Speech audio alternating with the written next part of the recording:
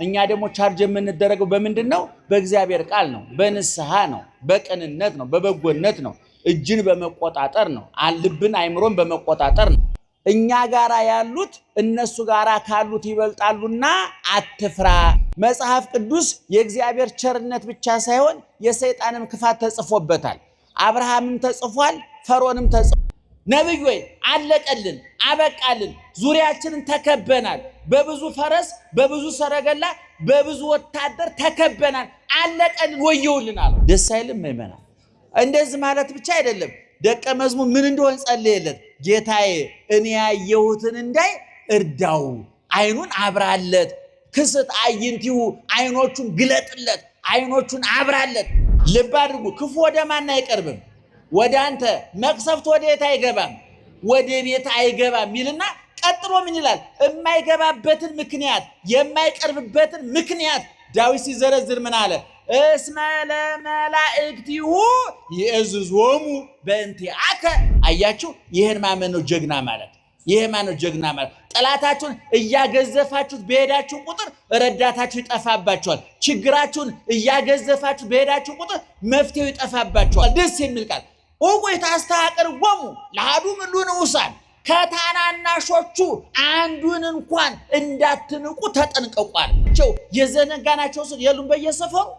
አስባችሁ ሰርግ ማጠሯቸው፣ ለቅሶ ቀሩ ብለው የማታሟቸው የተረሱ ሰዎች ዋል አያንኳኳም። ካንኳኳ እንግዲህ አይምሮ የተነካ ሌባ ነው ማለት ነው፣ ወይም ዘመናዊ ሌባ መጥቷል ማለት ነው።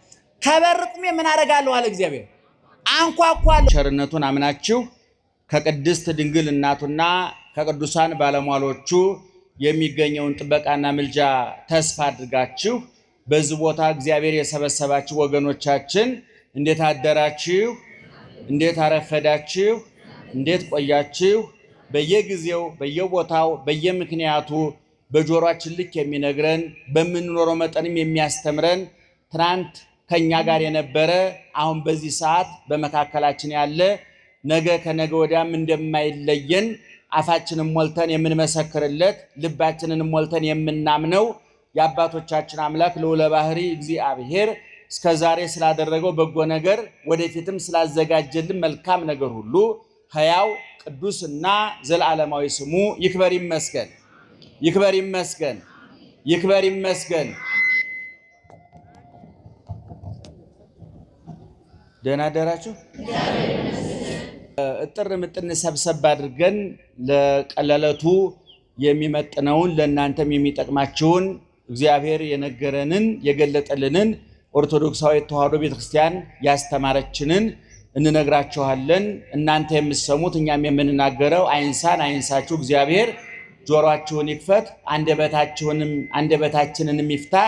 በመላ በግምት በሳይሆን አይቀርም በይመስለኛል በግምት የግል ሐሳባችንን እንዳናፈስባችሁ ጆሮአችሁን ይጠብቅ፣ አንደበታችንንም ይቆጣጠር እግዚአብሔር። ቅድም እህታችን ሞባይል ጠፋብኝ ሲሉ ሰምታችኋል። እህቶቻችን እኔ በእውነት እዚህ ቦታ መጥቶ የሚሰርቅ ሰው ራሱ መጀመሪያ ተሰርቋል። ሰይጣን እሱን ከሰረቀው በኋላ እንደገና ደግሞ አንተ ሌላ ሞባይል ስረቅ ተብሎ የተላከ ነው እና መጀመሪያ የተሰረቀው ራሱ ሰውየው ነው። ሰውየው የእግዚአብሔር ሞባይል ነው። በቻርጅ ሰው በደሙ የተሰራ በቁስሉ የተሰራ በችንካሩ የተሰራ በአምሳሉ ባሪያው የፈጠረው ግን ቻርጅ ያልተደረገ ሞባይል ይሰራል?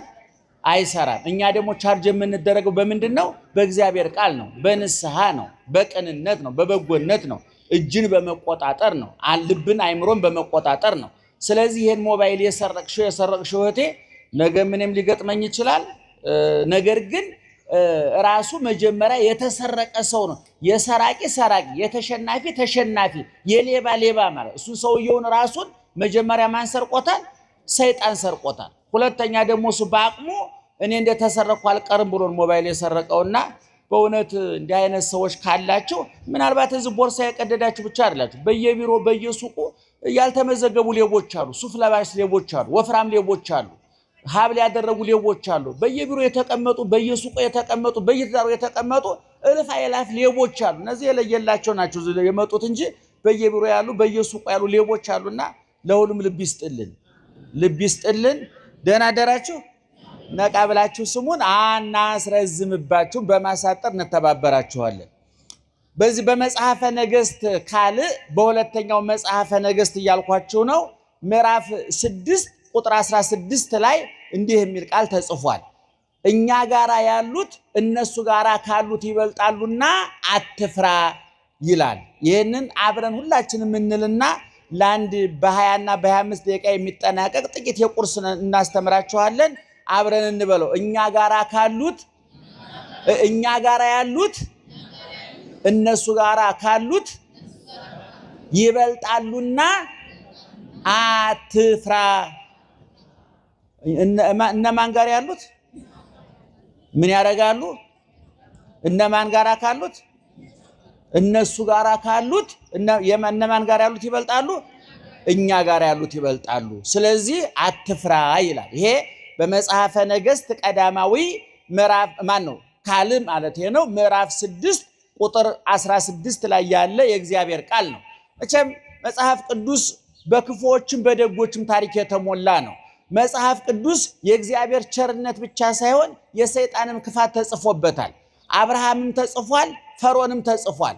አረመኔዎች፣ ጨካኞች፣ ደም አፍሳሾች፣ በሰው ስቃይ የሚዝናኑ፣ በሰው መከራ የሚዝናኑ እግዚአብሔርን የማያውቁ ሰዎችም መጽሐፍ ቅዱስ ውስጥ አሉ።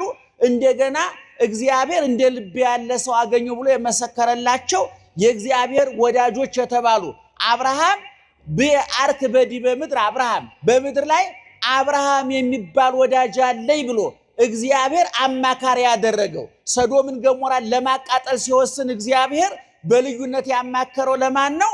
ለአብርሃም ነው። አብርሃም የእግዚአብሔር አማካሪ ሆኗል። በመጽሐፍ ቅዱስ በኦሪት ዘፍጥረት ከምዕራፍ 12 ጀምራችሁ ስክን ብላችሁ ቤታችሁ አንብቡት። እንደገና ቅዱስ ዳዊት ደግሞ እግዚአብሔር እንደ ልቤ ያለ ሰው አገኘሁ ብሎታል። ማን ያለው? እግዚአብሔር እንደምን ያለ ሰው? እንደ ልቤ ያለ ሰው አገኘሁ ብሎ የመሰከረለታል። ልብ አድርጉ። አብርሃም የእግዚአብሔር አማካሪ ነው። ዳዊት የእግዚአብሔር ልብ ነው። እንደገና ደግሞ እንደ ፈርዖን አይነት ደግሞ ክፉ ሰዎች አሉ፣ አረመኔ ሰዎች አሉ። ሕፃናት ሲወለዱ እስራኤላውያት ሴቶች ጸንሰው በሚወልዱበት ጊዜ እዛው ጭቃው ላይ እርገጡት የሚሉ ሕፃናቱን በየወንዙ የጣሉ እስራኤልን በእስራኤል ላይ መከራ ያወረዱ እግዚአብሔርን አላውቅም እስራኤልንም አልለቅም ያለ ፈርዖንን በመጽሐፍ ቅዱስ ተጽፏል። ዲያብሎስ ሰይጣንን በመጽሐፍ ቅዱስ ተጽፏል።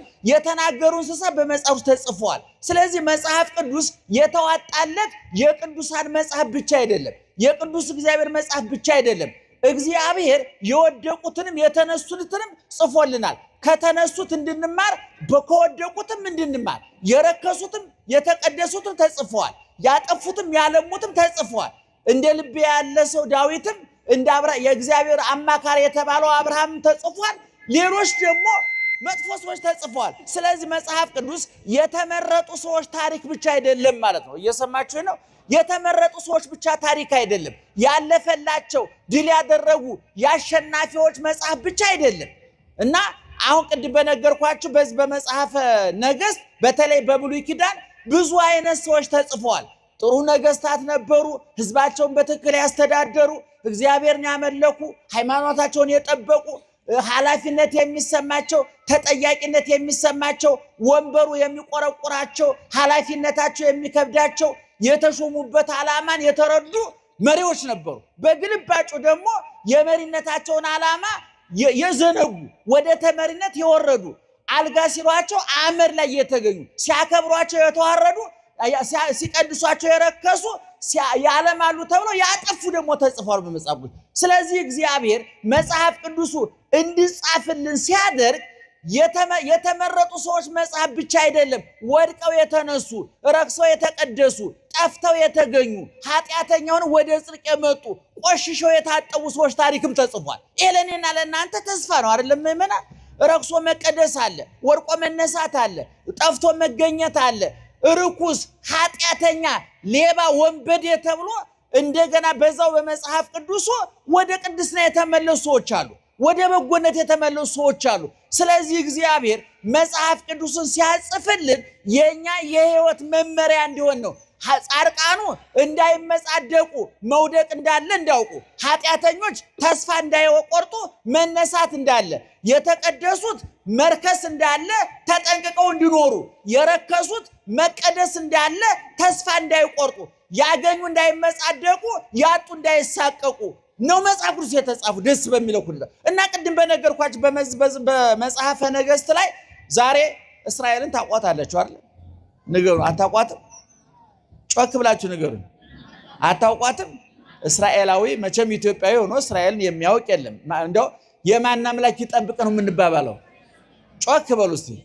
የእስራኤል አምላክ ይጠብቅህ ነው። ኢየሱስ ክርስቶስ ከጽንሰቱ እስከ እርገቱ ድረስ ያከናወነው በእስራኤል ነው። ድንግል ማርያም ተወልዳ እስከ ረፍቷ ድረስ የነበረችው በኢየሩሳሌም በእስራኤል ውስጥ ነው። ታቦቱ፣ ጽላቱ፣ 10ቱ ቃላት፣ ብሉይ ኪዳኑ፣ ሐዲስ ኪዳኑ፣ ትንሣኤው፣ እርገቱ፣ ጥምቀቱ፣ ልደቱ፣ እርገቱ፣ ሁሉም ነገር የተከናወነበት የበረከት ምድር፣ የቅድስና ምድር፣ የእግዚአብሔር አክሊላ ወህንብርታ ለምድር ኢየሩሳሌም እስራኤል ማለት የምድር እንብርት ይላል መጽሐፋችን። እንብርት ታውቃላችሁ? የት ነው ያለው? መቼም ቦታውን አልጠይቃችሁም አይደለም? መካከል ላይ ነው አይደለም? እንዲያውም አንዳንድ ሰው በልቶ መጥገብ ሲሳነው ምን ይባላል? ምን የለውም ይባላል። አቤት እምብርት የሌለው ፍጥረት ንገሩኝስ ምን ነው? አህያ እምብርት የለውም ይባላል። እንግዲህ በልቶ አይጠግብም ማለት ነው። እሱ እንግዲህ ባለሙያዎቹ መጠየቅ ያስፈልጋል። በመላ በግምት አናወራም። ግን ዙሮ ኢየሩሳሌምን ምን ይላታል መጽሐፍ ቅዱስ? አክሊላ ወህንብርታ ለምድር። ኢየሩሳሌም ወይም እስራኤል የምድር እንብርት ናት ይላል። የምድር ማዕከል ናት። ከእስራኤል ተነስቶ ወደ የትም ሀገር ቢለካ ርቀቱ እኩል ነው ይላሉ አባቶች። የምድር ማዕከል ናት። የምድር ማዕከል ናት እና ይቺ እስራኤል ዙሪያዋን ጥንትም ጠላቶች ነበሯት። በመካከለኛው ዘመን ጠላቶች ነበሯት። ሶሪያ የምትባለው ሀገር ደግሞ የእስራኤል ጎረቤት ናት። በደንብ ታሪኩን የመጽሐፍ ቅዱስ እየነገርኳቸው ነው። የአልጀዚራው የቢቢሲ ዘገባ እያወራሁላችሁ አይደለም። መጽሐፍ ቅዱስ ነው እየነገርኳቸው ያለው። እስራኤል የምትባል ሀገር አለች፣ ሶሪያ የምትባል ሀገር አለች። እነዚህ ሁለት ሀገሮች ለዘመናት በጦርነት ውስጥ የኖሯቸው በመጽሐፍ ቅዱስ ያለው ነው። ዛሬ ያለውን እያልኳቸው አይደለም፣ ይቅርታ።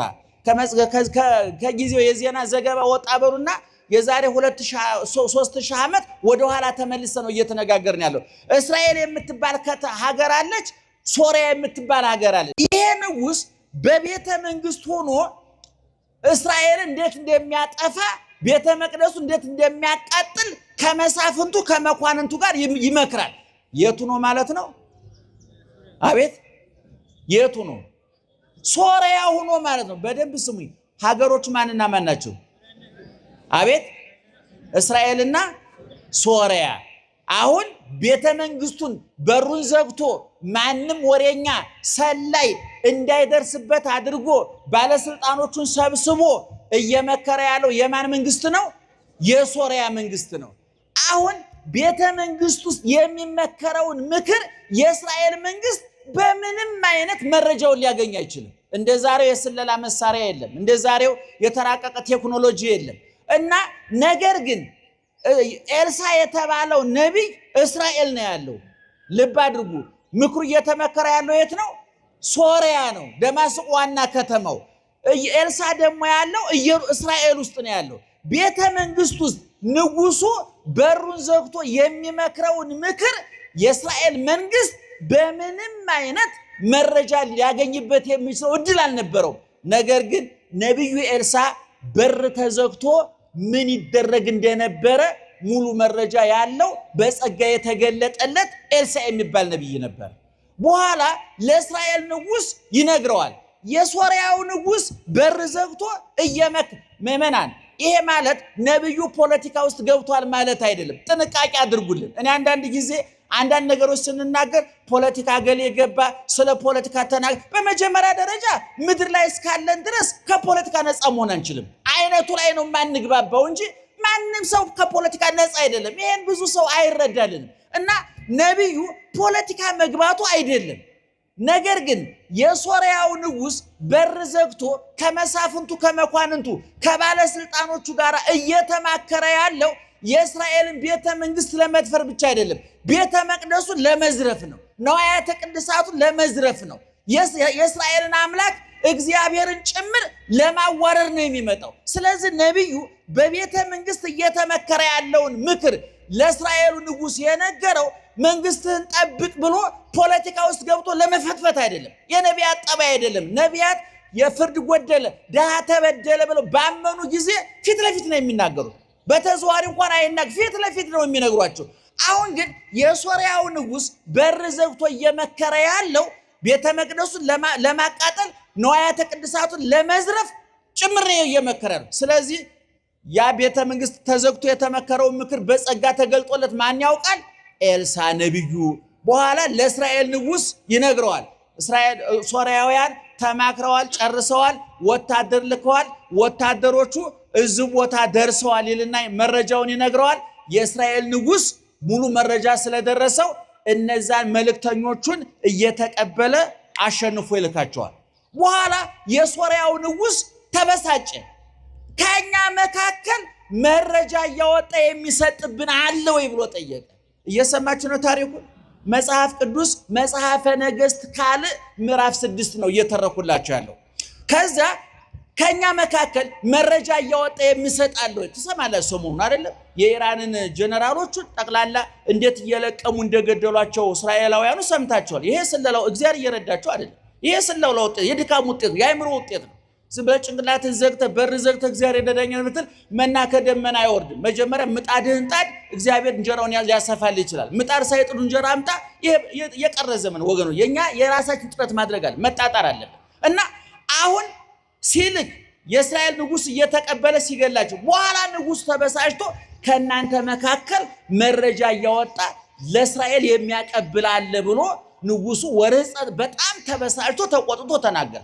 ከዛ ከመካከል ግን የነብዩን ጉዳይ የሚያውቅ አንድ ባለስልጣን መላለው ንጉስ ወይ ከመካከላችን ማንም መረጃ ያወጣ የለም፣ ሁሉ ላንተ ታማኝ ነው።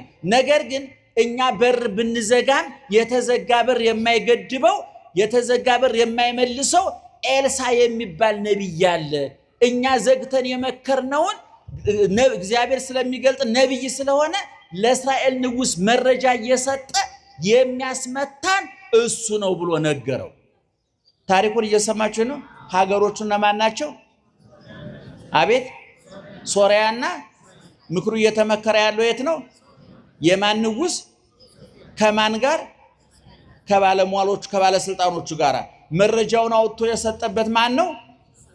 አቤት ኤልሳ መረጃውን አውጥቶ የሰጠለት ለእስራኤል መንግስት ተቆርቆሮ ነው? ለእስራኤል መንግስት አስቦ ነው? አይደለም። ይሄ ንጉስ እየተማከረ ያለው ምኑን ጭምር ለማርከስ ነው?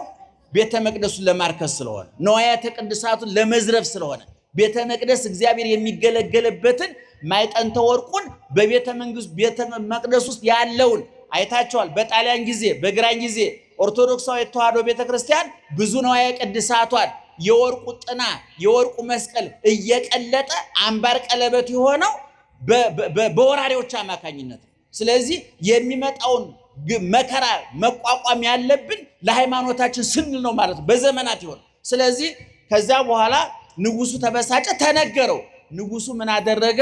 ግደለ ምን ያውቅበታለሁኝ የት ነው የሚኖረው ብሎ እሱም እንዳቅሙ ኤልሳ ያለበትን መረጃ ሰበሰበና ወታደር የተቀለበ የሰለጠነ ወታደር በፈረስ በሰረገላ አድርጎ ኤልሳ ወዳለበት ሰፈር ላከ፣ መንደር ላከ። በደንብ አድርጋችሁ ስሙኝ። ማን ነው የላከው? የሶርያው ንጉስ። ወደ ማን? ወደ ኤልሳ። ኤልሳ ምን ስላደረገ? በቤተ መንግስት የመከረውን ምክር ለእስራኤል መንግስት አሳልፎ ሰጥቶ ስላስመታውና ወታደሮቹ ተሸንፈው ቆስለው ስለተመለሱ። ከዛ ይሄ ንጉሱ የላካቸው ወታደሮች ሌሊቱን የኤልሳን ያለበትን ቤት ከበው አደሩ።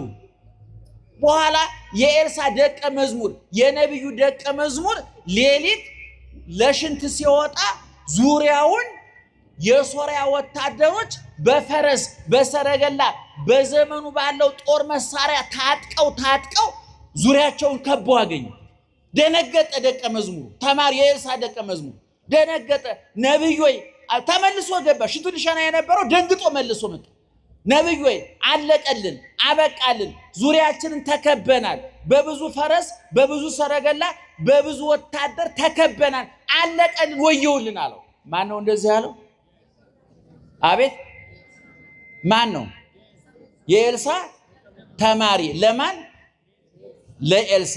ከዛ በኋላ ኤልሳ ምን እየተደረገ እንደሆነ ያውቃል። እንኳን እዛ መተው የከበቡትን ሶሪያ ቤተ መንግስት ተዘግቶ የተመከረው ምክር አውቆታል አይደል? ስለዚህ ዙሪያው እንደተከበበ ኤልሳ ያውቃል። ደቀ መዝሙሩ ግን ገና አይነ ልቡ ነው አልበራለትም። ገና ኤልሳ ደረሰበት ጸጋ ላይ እነሱ ጋራ ካሉት ይልቅ እኛ ጋራ ያሉት ይበልጣሉና አይዞህ አትፍራ አለ። አሁን መልሶ ሲወጣ ደግሞ ከነዛ እጥፍ የሆኑ እነዛ ፈረስ ይዘው ነው የመጡት፣ ሰረገላ ይዘው ነው የመጡት፣ ጦርና ጋሻ ይዘው ነው የመጡት። ቅልብ ወታደሮች ናቸው፣ ግዙፎች ይታያሉ። አሁን ተጸልዮለት አይነ ልቡናው በርቶለት የኤልሳ ጸጋ አድሮበት መልሶ ሲወጣ ተቀይሮ ወጣ። ሲወጣ የእሳት ጦር የያዙ የእሳት ሰይፍ የያዙ በእሳት ሰረገላ በእሳት ፈረስ የተቀመጡ ቅዱሳን መላእክት የኤልሳን ቤት ከበው ታየ። ደህና አደራችሁ? እየሰማችሁ ነው? በደንብ ተከታተሉ። በሉሽ ግደልን እልል ትሉ አስባ ነገሩ አብይ ጾም ነው። ግደል ይባርክላችሁ፣ ግደላችሁ በውስጣችሁ እልል ብላችኋል። የሰማነውን ይግለጥልን። ልብ አድርጉ። ሀገሮቹ ማንና ማን ናቸው? ቤተ መንግስት ባለስልጣኖቹን ዘግቶ የመከረው የየት ንጉስ ነው? ምን ብሎ መከረ? እስራኤልን እናጥፋ እንውረር ብሎ። እስራኤል ስትወረር አብሮ ማን ይወረራል? አብሮ ማን ይቃጠላል? ቤተ መቅደሱ ይቃጠላል። ንጉሱ በር ዘግቶ የመከረውን ምክር ያወቀበት ማን ነው? ኤልሳ ነቢዩ። ከዛ በኋላ ቅድም እንደነገርኳችሁ ያ ደቀ መዝሙር መልሶ ሲወጣ ቅድም ካያቸው የበለጡ አየ። ታዲያ ኤልሳ ምን አለው? አይዞህ፣ አትደንግጥ፣ አትፍራ። አንተ ያየው ፈረስ ነው፣ ገብስ አሰር ገብስ ገለባ የሚበላ ፈረስ፣ ከእንጨት ከብረት የተሰራ ሰረገላ። ወታደሮች የሚያያቸው እነዚህ አንድ ቀን ምግብ ቢያጡ ጠውልገው የሚያድሩ አቅም የሚያንሳቸው የሚሸነፉ የሚሞቱ የሚቆስሉ ናቸው። እነሱ ጋራ ካሉት ይልቅ እኛ ጋራ ያሉት ይበልጣሉና አይዞህ አትፍራ አሉ። ደስ አይልም? ምእመናን እንደዚህ ማለት ብቻ አይደለም። ደቀ መዝሙር ምን እንደሆነ ጸለየለት። ጌታዬ እኔ ያየሁትን እንዳይ እርዳው፣ አይኑን አብራለት፣ ክስት አይንቲሁ አይኖቹን ግለጥለት፣ አይኖቹን አብራለት። በመጽሐፍ ቅዱስ አይናቸው የበራላቸው ሰዎች ምን እንዳደረጉ አይተናል። አዳምና ሔዋን በሰላም እየኖሩ ገነት እየኖሩ የበለሱን ፍሬ ከበሉ በኋላ አይናቸው ተገለጠ ይላል። ግን ያ ዕፀ በለሱን በልተው በሌብነት ሰይጣን የነገራቸው ምክር በልተው ስለሆነ የተገለጠላቸው አይናቸውን እንዲገለጥላቸው ያደረገ ሰይጣን ነው። ነገር ግን ራቁትነታቸውን አዩ፣ ባዶነታቸውን አዩ። ሰቀቀናም አይን ነው ያኛው። ይሄኛው አይን ሲበራ ግን መላእክትን ነው ያየው። በሉቃስ ወንጌል ምዕራፍ 24 ሉቃስና ቀሌዮጳ ኢየሱስ ክርስቶስ እንጀራውን ባርኮ ሲሰጣቸው ወተከስተ አዕይንቲሆሙ አይነ ልቡናቸው በራ ይላል። የቆሰለውን ክርስቶስ ሳይሆን የተነሳውን ክርስቶስ፣ ያሸነፈውን ክርስቶስ፣ ድል አድራጊውን ክርስቶስ አዩት ይላል። ምእመናን ይሄ አይናችን ሲበራ ያቆሰሉን ሳይሆን የቆሰለልን ይታየናል። ብዙዎቻችን አሁን ስላቆሰሉን እኮ መተን ብዙ አወራን እኮ። እገሌ አይተኛልኝም፣ እገሊት አተኛልኝም፣ ኑሮ እንዴት ይሆን? ስለ ጭንቀታችን፣ ስላቆሰሉን፣ ስላሳደዱን፣ መከራ ትዳራችንን ስለበተኑት፣ ሱቃችንን ስለበተኑት፣ ኑሯችንን ስላበላሹት፣ ስለ ክፉ ሰዎች እኮ ብዙ አውርተናል አይደለም? ክርስቲያን ስላቆሰለው አያወራም፣ ስለቆሰለለት ነው የሚያወራው። የቆሰለልን ማን ነው? ንገሩኝ። የቆሰለልን ማን ነው? እዚህ መታችሁ አቁሳዮቻችሁን እርሷቸው፣ የበደሏችሁን እርሷቸው፣ ጎረቤቶቻችሁን እርሷቸው፣ የሥራ ባልደረቦቻችሁን እርሷቸው፣ ያሴሩባችሁን፣ መተት የመተቱባችሁን፣ ትዳራችሁ ላይ መከራ ያመጡባችሁን እርሷቸው። እዚህ ስትመጡ እነሱን ረስታችሁ አሸናፊውን አስቡት፣ ድል አድራጊውን አስቡት። የሚጠብቅህ አረ ንገሩኝ ጮህ የሚጠብቅህ አይተኛም። መጽሐፈ መነኮሳት ላይ ደግሞ እንዲህ የሚል ቃል ተጽፏል። እመኒ ኖመ ለሊሁ ወአቃቢ ሁሰ እይነውም። እሱ እንኳን ቢተኛ ይላል የሚጠብቀው አይተኛም። እናቶቻችን ልጆቻችሁ አውሮፕላን ላይ ቁጭ ብላችሁ ረጅም ጉዞ ላይ ቁጭ ብላችሁ አውሮፕላን ላይ ሆናችሁ እኮ እቅፋችሁ ላይ ልጆቹ ምን ይሆናሉ? ይተኛሉ። አውሮፕላን ቢንቀሳቀስ አውሮፕላን ከፍ ዝቅ ቢል ትዝ ይላቸዋል እነሱ? አይላቸውም። እማን ክንድ ላይ ናቸው? እናንተ ክንድ ላይ ናቸው። እኛ በዘላለም አምላክ ክንድ ላይ ነው ያለ ነው። እግዚአብሔር ክንድ ላይ ነው ያለ ነው። እግዚአብሔር እጅ ላይ ነው ያለ ነው። ቀራኔው ላይ የተቸነከረው የቆሰለው የቆሰሉትን የሚፈውስ የወደቁትን የሚያነሳ የረከሱትን የሚቀድስ የተሰበሩትን የሚጠግን የጠፉትን የሚፈልግ ኑ ወደ እኔ የሚል እናንተ ደካሞች ሸክም የከበዳችሁ ወደ እኔ ኑ የሚለው እግዚአብሔር ከኛ ጋር ነው። የኛ ችግራችን ምንድነው? ከቆሰለልን ክርስቶስ ይልቅ ስላቆሰሉልን ሰዎች በማውራት ጊዜውን እናባክነዋለን። ደህና ዋላችሁ። አሁን ልብ አድርጉ። ደቀ መዝሙሩ ገብቶ ለኤልሳ የነገረውን አይታችኋል? ምንድን ነው ያለው? አለቀልን ነው ያለው። አበቃልን፣ ዙሪያችን ተከበናል፣ ተውጠናል አለው። ኤልሳ ስለ ፈረሱ፣ ስለ ሰረገላው፣ ስለ ወታደሮች የሚያስብበት ጊዜ የለውም። ኤልሳ ያየ የነበረው ወታደሮቹን አይደለም። ኤልሳ ያየ የነበረው ሰረገሎቹን አይደለም። ኤልሳ ያየ የነበረው ማንን ነው? እግዚአብሔርን ነው፣ መላእክትን ነው። እኛ እዚህ ስንመጣ ማየት ያለብን ቅዱስ ገብርኤልን እንጂ ሰይጣንን አይደለም። የቆሰለልን ክርስቶስ እንጂ ያቆሰሉን አይደለም። የተሰደደልን ክርስቶስ እንጂ አሳዳጆቻችን አይደለም። ልብ አድርጉ። የተራቆተልን ክርስቶስ እንጂ ያራቆቱንን አይደለም ማየት ያለብን። ሰው ስለ ጥላቱ ብዙ በማውራት ጊዜውን ያባክናል። ወገኖች ታውት እሱን እርሱት። የሚጠብቅን ምን አይልም ብለናል? አያንቀላፋም ብለናል። እንደውም በመዝሙረ ዳዊት መዝሙር 90 በቅንፍ 91 ለመጽሐፍ ቅዱስ ላይ መዝሙር 90 ከቁጥር 9 ጀምሮ እንዲህ የሚል ቃል ተጽፏል። እይቀርብ እኩይ ሀቤከ ክፉ ወደ አንተ አይቀርብም። በሉት እስኪ ክፉ በሉ ወደ አንተ አይቀርብም። ወይበው መቅሰፍት ቤተከ መቅሰፍት ወደ ቤትህ አይገባም። በሉት ልብ አድርጉ። ክፉ ወደ ማን አይቀርብም? ወደ አንተ። መቅሰፍት ወደ የት አይገባም? ወደ ቤት አይገባም ይልና ቀጥሎ ምን ይላል? የማይገባበትን ምክንያት የማይቀርብበትን ምክንያት ዳዊት ሲዘረዝር ምን አለ? እስመ ለመላእክቲሁ ይእዝዞሙ በእንቲአከ መላእክቱን ስላንተ ምን ያደርጋቸዋል? ያዛቸዋልና ከመይቀቡከ በኩሉ ፍናዊከ በመንገድ ሁሉ ምን ያደርጉ ዘንድ ይጠብቁ ዘንድ ወበእደዊሆሙ ያነሱከ በእጆቻቸውም ያነሱ ዘንድ ያነሱከ ከመ ይትተዓቀፍ በእብን እግርከ እግርህ እንዳትሰነካከል ይጠብቁ ዘንድ መላእክቱን ስላንተ ያዛቸዋልና ክፉ ወደ አንተ አይቀርብም፣ መቅሰፍትም ወደ ቤትህ ምን አይሆንም አይገባም ይላል። አያችሁ፣ ይህን ማመን ነው ጀግና ማለት። ይሄ ማነው ጀግና ማለት? ጠላታችሁን እያገዘፋችሁት በሄዳችሁ ቁጥር ረዳታችሁ ይጠፋባችኋል። ችግራችሁን እያገዘፋችሁ በሄዳችሁ ቁጥር መፍትሄው ይጠፋባችኋል። በሽታውን እያገዘፋችሁት በሄዳችሁ ቁጥር መድኃኒቱ ይጠፋባችኋል። ረሃባችሁን እያገዘፋችሁት በሄዳችሁ ቁጥር ዳቦ ይርቃችኋል። ይህን ማመን አለበት። ክርስቲያን ስለሞላለት እንጂ ስለጎደለበት አያወራም። ስለተደረገለት እንጂ ስለቀረበት አያወራም። የተደረገልን ብዙ ስለሆነ የቀረብን ለማስተዋት ጊዜ አላገኘንም። ምእመናን እኛ አቀማጥሮ በአፋችን እያጎረሰ የሚጠብቀ ዳቦ አይደለም እኮ ምእመናን። አባት ቢወልድ ዳቦ ያጎርሳል፣ ወተት ያጠጣል፣ ልብስ ይገዛል። እግዚአብሔር ግን ዳቦ ሆኖ ብሉኝ አለ፣ ደሙን ጠጡልኝ አለ፣ በቁስሌ ተፈወሱልኝ አለ፣ ተራቁቶ ልበሱልኝ አለ፣ ተርቦ ጥገቡልኝ አለ፣ ተጠምቶ ጠጡልኝ አለ። ሐሞት ኮምጣጤ ጠጥቶ የዘላለም ሕይወት ጣፋጩን ጠጡልኝ አለ። የአምላክ እያለ ስለ ሰው የምናወራበት ጊዜ ሊኖረን ይገባል ምእመናን? ይገባል? አይገባም። አታውሩ፣ ተዋቸው፣ እርሷቸው፣ ዘንጓቸው።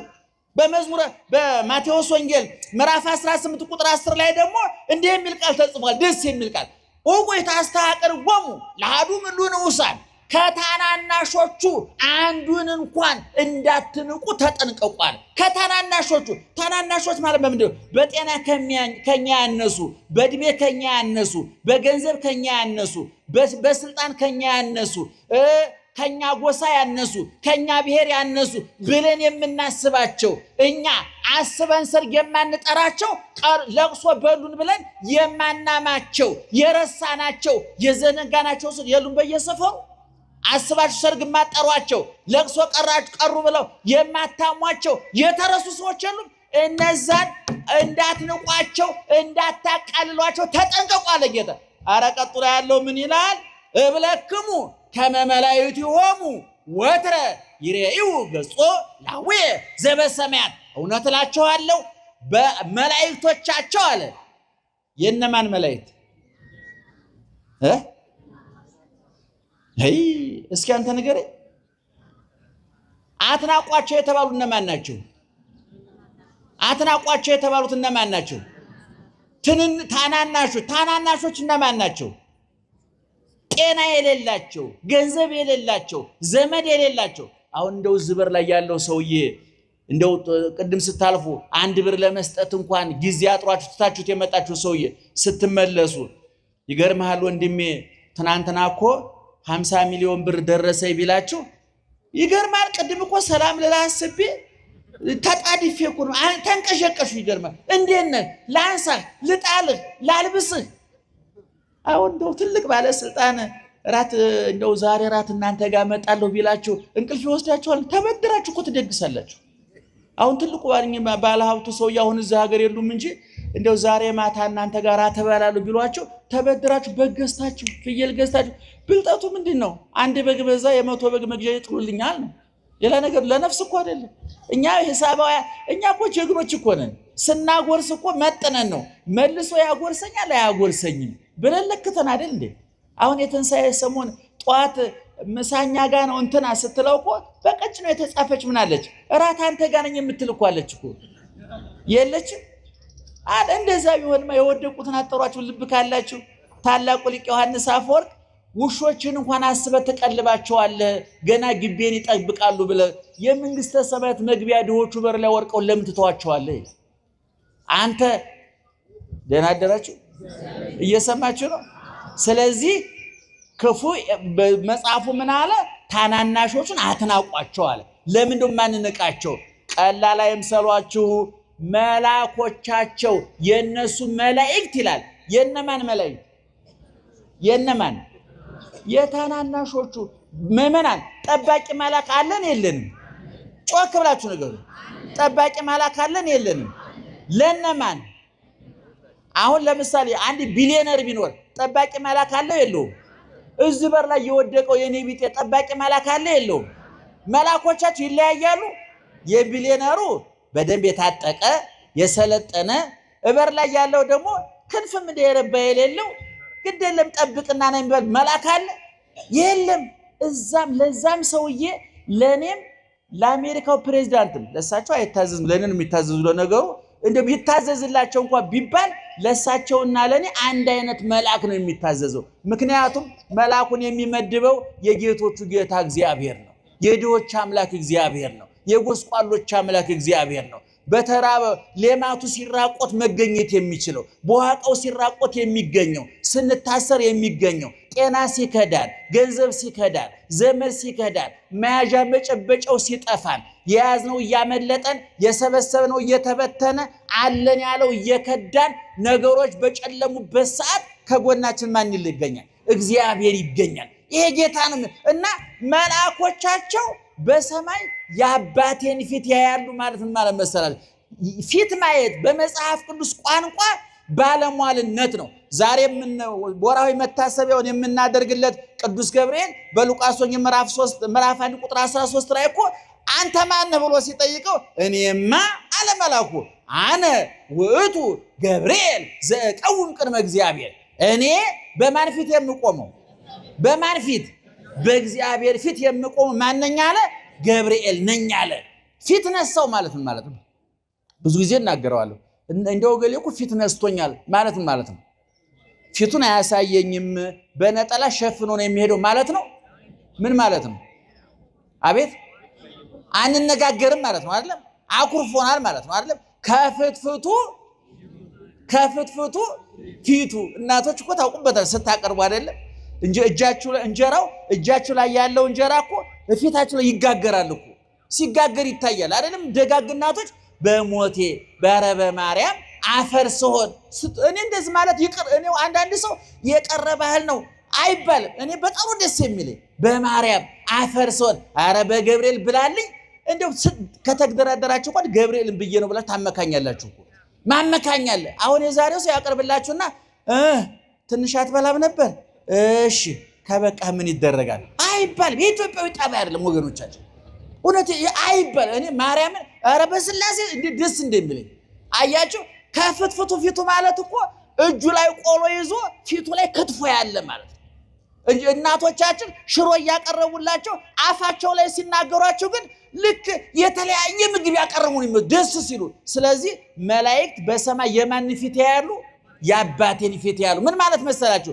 በአባቴ ዘንድ ምንድን ናቸው? ሹም ናቸው፣ ባለስልጣን ናቸው፣ ባለሟል ናቸው። ቅዱስ ዳዊት በጽባህ እቀውም ቅድሜተ ወአስተሪ ለከ አለ በመዝሙር 5 ላይ በጧት በፊትህ በምስጋና ምን አደርጋለሁ? እቆማለሁ። ገለጥ በማን በፊትህ በማን ፊት? በእግዚአብሔር ፊት። ሊቃውንት ደግሞ ፊት የሚለውን ሲተረጉ ምን ይላሉ? እግዚአብሔር መስዋዕት የሚሰዋበት ጸሎት የሚጸለይበት ቦታ ሁሉ የማን ፊት ነው? የእግዚአብሔር። አሁን ቤተክርስቲያን ስንመጣ ፊቱን እየነካን ነው።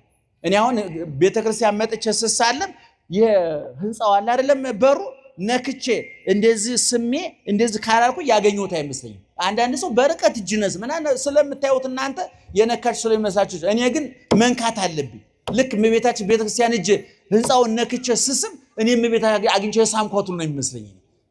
ሰው የሚዳሰስ ነገር ይፈልጋል፣ የሚጨበጥ ነገር ይፈልጋል። እና ታናናሾችን አትናቁ አለ። ስለዚህ ለምንድነው ማንነቃቸው? ለምንድነው የምናከብራቸው? መላእክቶቻቸው በሰማይ የማንን ፊት ያያሉ? የእግዚአብሔርን ፊት ያያሉ። ምን ማለት ነው ይሄ? ጠንካራ ወንድም ያላት ጡንቻ ያለው ወንድም ያላት ልጃገረድ በሰፈር ትደፈራለች? አትደፈርም። ዱርዬው እኮ እያየ አይኑን ጨፍኖ ይሄዳል። ለምን? እሷ ፈርቷት እኮ አይደለም። እሷን ቢነካ ወንድሟ ምን እንደሚያደርገው ያውቃል። ትልቅ ባለስልጣን ዘመድ ያለው እኮ ደቃቃ ሰውዬ ተከብሮ ይኖራል። እሱን ልታደቀው ትችላለህ። የሚያደቅ ያዝብሃል ከላይ ተንቀጥቀጥ ትኖራለህ። ወደ አይደለም። አሁን እኛ ታናናሾችን ማንነካቸው ለምንድን ነው? ገብርኤል አላ ከጎን፣ ሚካኤል አላ ከጎን፣ የኔን አይነ ስውር ናት አትይ፣ አይናማ መላክ ከጎን ቆሟል። እጅ እግር የሌለው ናት፣ ሰይፍ ያለው መላክ ከጎኑ ቆሟል። ጠባቂ ያለው እንባ አባሽ መልአክ አለው፣ ቁስል ፈዋሽ መልአክ አለው፣ ጥያቄ መላሽ መልአክ አለው፣ የሚጠብቀው የማያንቀላፋለት መልአክ አለው። ለዚህ ነው ክፉ ወደ አንተ አይቀርብም፣ መቅሰፍት ወደ ቤት አይገባም ማለትና መላእክቱን ስላንተ ምን ያደርጋቸው? ያዛቸዋል። ታናናሾችን አትናቋቸው። ለምን አንነቃቸውም? መላእክት ከነሱ ጋር ስላሉ። ስለዚህ ምእመናን ከነሱ ጋር ካሉት ይልቅ ከማን ጋር ያለው ይበልጣል? ከኛ ጋር ያለው ይበልጣል። እነሱ ጋር ያለው ሰይፍ ሊሆን ይችላል፣ እነሱ ጋር ያለው ገንዘብ ሊሆን ይችላል፣ እነሱ ጋር ያለው ዝና ሊሆን ይችላል። እኛ ዘንድ ጋር ያለው የዝነኞቹ አምላክ እግዚአብሔር ነው። እኛ ጋር ባለ ሀብቶች እኛ ጋር ያለን ሀብት አይደለም፣ የሀብት ምንጭ የሆነው እግዚአብሔር ነው ከኛ ጋር ያለው። የሚጠብቀን አያንቀላፈም እይነጉም ወይደቅስ። እንደው ቅዱስ ዳዊት የሚጠብቅ አያንቀላፋም ብቻ አይደለም ያለው፣ ፈጽሞ አያንቀላፋም ነው ያለው። እይደቅስ ወይነጉም ማለት ሁለት ተመሳሳይ ግስ አንድ ጊዜ ስንጠቀም በግዙ ቋንቋ ፈጽሞ አይደረግም ማለት ነው። ፈጽሞ አያንቀላፋም። የቀለብከው ውሻ በስጋ ይታለላል፣ የቀጠርከው ዘበኛ በቅልፍ ይሸነፋል፣ በኤሌክትሪክ ያጠርከው አጥር መብራት ሲሄድ ጥበቃውን ያቆማል። የኛ ጌታ ግን አይደክሙም፣ አያንቀላፋም። መብራት አቅም ያንሰውም፣ ኃይል አለው። ትናንት ኃያል ነበር አምላካችን፣ ዛሬ ኃያል ነው፣ ለዘላለም ኃያል ነው። እነሱ ጋር ካለው ከማን ጋር ያለው ይበልጣል? አረ ጮክ በሉ። ከማን ጋር ያለው ይበልጣል? እግዚአብሔር። ስለዚህ እነሱ ጋር ካሉት ይልቅ እኛ ጋር ያሉት ይበልጣሉና ምን አትሁን? ጮክ በሉ። ምን አትሁን? አትፍራ። አትፍሩ ምእመናን። ኑሮን አትፍሩት፣ ኢኮኖሚውን አትፍሩት፣ ፖለቲካውን አትፍሩት፣ ትዳራችሁን አትፍሩት፣ ጤናችሁን አትፍሩት። ሁሉን ነገር ዛሬ የማይፈራ ነገር የለም። የምንበላው ምግብ ቦምብ ሆኖብናል፣ የምንጠጣው መጠጥ ቦምብ ሆኖብናል። ድሮኛ የዛሬ 20-30 ዓመት እኮ ለስላሳ 5 6 ከገጠር እንደመጣን 5 6 ጠጥተን ነበር ምንም አልሆንም። ዛሬ ግን መረጃው ሲደርስ በሽታ ይመጣል ብለው ነገሩ። እኛ በሰላም ጠጥተን ይኖር ነው። ድሮ ስኳር እንደ ልብ ነበር የሚቃመው። ዛሬ ትልቁ ምክር ምንድነው? ስኳር እስቲ እንደው ወንጂ ስኳር ታስታውሳላችሁ? የላስቲኳን ልጆች ነን ለማለት ነው። ታስታውሳላችሁ? እናንተ ታስታውሱ ችግር የለው እኛ ነን እና አባባኛ ያቺ ወንጂ ስኳር ስንት ነበር የምትሸጠው? 10 ሳንቲም። እሷን ገዝተን እንበሳና ምን እናደርገዋለን? ስኳሩ እንቅመዋለን። ዛሬ ብንቅመው እንቃማለን። እኔ ግን ደም ብዛቱ ስኳሩ ምኑ ምን ያልመጣ ጉድ ያለ። እንዲያውም ሊቃውንት ምን ይላሉ? አዳምን እግዚአብሔር ሲረግመው አለ ምድሪቱ እሾህና አሜከላ ታብቅል ብሎ ሲረግመው በአንተ ሰውነት ደግሞ ወስፋቱ ኮሶ ይብቀልብ በሽታ መናኸሪያ ያድርግ ማለት ነው። ዛሬ መናኸሪያን ያደርጉ ነቱን ለመናገር። ስለዚህ መፍራት አይገባም። የፈራ ሰው ይሸነፋል። የፈራ ሰው ተስፋ ይቆርጣል። የፈራ ሰው ሰው ያጠፋል፣ ራሱን ያጠፋል። የፈራ ሰው ይሰርቃል። የፈራ ሰው ወንጀለኛ ይሆናል። እኛ ግን አንፈራ። ማን ከኛ ጋር ስላለ? ማን ከኛ ጋር ስላለ? እግዚአብሔር ከኛ ጋር። ከበር ቁሜ ሞዳትን ጥቅስ ልበላት። ከበር ቁሜ ምን አደርጋለሁ? ጮክ በሉ እሺ። ማንም ድምፄን ሰምቶ ቢከፍትልኝ አቤት እገባለሁ። ገብቼ አለ ጌታ። እንዴት ይገርማል! አረ በሏት። ምን እበላለሁ? ከበር ቁሜ የሚያንኳኳው ማን ነው? እሺ ሲከፈትለት የሚገባው ማን ነው? እሺ ገብቶ ቁጭ የሚለው ማን ነው? ከኛ ጋር አራት የሚበላው ማን ነው? ምን አይነት ራት ብናቀርብለት ነው? እስኪ ንገሩ። ምን አይነት ራት? በቃ የተለያየ በቃ ጠረጴዛ የሸፈነ 15 አይነት በየአይነቱ የተሰራ በዚህ ጥብሱ ቅቅሉ በዛ ምኑ የቀረበለት ማለት ነው? አይደለም። ቆሎ ቆርጥም ብታድር ምን ቸገረው እግዚአብሔር? ቂጣ ነክሰ ብታድር ምን ቸገረው እግዚአብሔር? ድንችን ቀቅለ በሚጥሚጣ በልተ ብትተኛ ምን ቸገረው እግዚአብሔር? ይባርክልሃል ማለት ነው። የበላው ድንች ከጮማን ይበልጣል። የበላው ቆሎ ከተመጣጣኝ ምግብ ይበልጣል። ማን ሲባርከው? ማን ሲባርከው? እግዚአብሔር ሲባርከው። አንድ ገጣሚ ልጅ ነበር የዛሬ 5-6 ዓመት የሰማሁትና አንድ ግጥም ነው። ስነ ጽሁፍ ምሽት እወዳለሁ። ስነ ጽሁፍ ዓለማዊ የኪነ ጥበብ በጣም ነው የምወደው። ብዙዎቻችሁ ያስኮነና ብላችሁ በር ዘግታችሁ ተዘግታችሁ ቀርታችኋል። እኔ በጣም ነው የምወደው። መጽሐፍ አንብቡ፣ ኪነ ጥበብ አንብቡ፣ ስነ ጽሁፍ አንብቡ። በተለይ እኔ ወጣቶች፣ እኔ በ20 በ30 ዓመት ያላችሁ ወጣቶች፣ እኔ ከ50 ከ60 ዓመት በላይ ያላችሁ ችግር የለም። እኔ ከ50 ዓመት በላይ ጭንቅላት ወጭ እንጂ ገቢ የለውም ይባላል። ይቅርታ አድርጉልኝ። እኔም እዛ አካባቢ ስለሆንኩ የኔም ጭምር ነው ይገርማችኋል። ከ50 ዓመት በኋላ ጭንቅላታችን በሞዴል 30 የሚያስወጣ እንጂ የሚያስገባ የለው ተፈጥሮ። ምክንያቱም ከ50 ዓመት ያለፈው ሰው ላወራላችሁ እንጂ ንገሩኛ አይልም። ይገርማችኋል። ሰምታችሁኛል? ልተርክ ነው። ሽማግሌ ይባላል። ሽማግሌን አዳምጠው አትንገረው ይባላል። የሽማግሌ ሲል ያጠራቅሞ አንቦ ያረጀው ነው። ዝም ብሎ ጠጅ ሲጠጣ አርጅቶ ጠጅ ድሮ ቀረ እያለ ስለ ብርሌ ቢያወራኝ አልሰማውም። ጊዜን አላቃጥልም። እኔ ወጣቶች ተናግሬያለሁ። ዛሬ ፌስቡክ ላይ አፍጠህ አርጅተህ በኋላ በ90 የምታወራው ቢያልቅብህ ልጅ ነው መሳቂያ መሳለቂያ የሚያደርግ። አንብብ። ወሬ እንዳያልቅብህ ነው። እንዲጸርቅ ብቻ አይደለም፣ ወሬ እንዳያልቅብህ ነው። እና ያ ልጅ ምን ብሎ ገጠመ መሰላችሁ? ከበር ቁሜ ምን አደርጋለሁ? አንኳኳለሁ፣ እገባለሁ አለ ጌታ። የሚገባው ግን ምን ሲሆን ነው?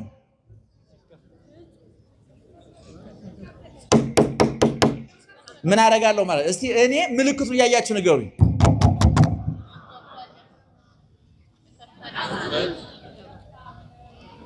አንድ ሰው ያንኳኳል አይደለም?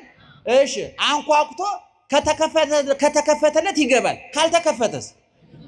አቤት። ቢከፈትም ባይከፈትም የሚገባ ማን ነው? አይደለም። አታውቁም ማለት ሌባ ነው። ሌባ ያንኳኳል? ያንኳኳል? አያንኳኳም። ካንኳኳ እንግዲህ አይምሮ የተነካ ሌባ ነው ማለት ነው። ወይም ዘመናዊ ሌባ መጥቷል ማለት ነው።